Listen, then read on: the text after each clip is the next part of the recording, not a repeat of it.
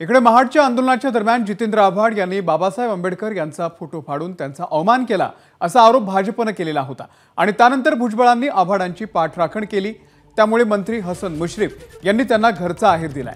भुजबळांचं वक्तव्य दुर्दैवी आहे असं मुश्रीफ यांनी म्हटलेलं आहे।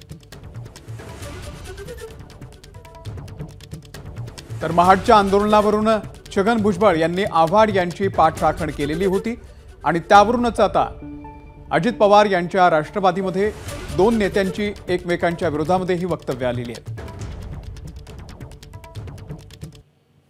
असं आहे, जितेंद्र आव्हाड एका चांगल्या भावनेने तिथे गेले। काही झाली असेल, काही झालं असेल, पण त्यांची भावना चांगली होती की मनुस्मृती जाळली पाहिजे, त्याच्याबद्दल कोणाच्याही मनामध्ये शंका नाही। परंतु चुकून त्यांनी जे आहे बाबासाहेबांचा फोटो असलेले जे काही पोस्टर्स होते त्याच्यावर आणखी काय होतं मला काही कळत दिसत नाही अजून, पण त्यांनी फाडलं असं आणि ते चित्र तिकडे लोकांच्या समोर केलं फाडलं। काय आहे ते पण पाहिलं नाही त्याने आणि सगळ्यांनी ते तसंच त्याचं अनुकरण केलं। पण त्यांनी जे आहे नंतर माफीसुद्धा मागितली।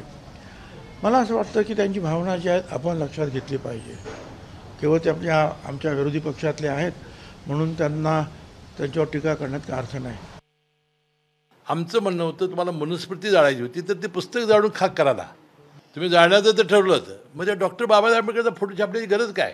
फक्त आमचे नेते भुजबळ साहेबांनी मनुस्मृतीचा बाजूला विषय पडेल म्हणून पाठिंबा देण्याचं वक्तव्य केलं, हे अतिशय दुर्दैवी आहे। त्यांनी या वस्ती त्यांना खडे बोल सुनावले पाहिजे होते। त्यांना अशा पद्धतीनं जे केलेलं आहे हे अतिशय कृत्य चुकीचं आहे, अशा पद्धतीनं सांगण्याची आवश्यकता होती। ते भुजबळ साहेबांनी केलेलं हे फार दुर्दैवी आहे। एबीपी माझा, उघडा डोळे बघा नीट।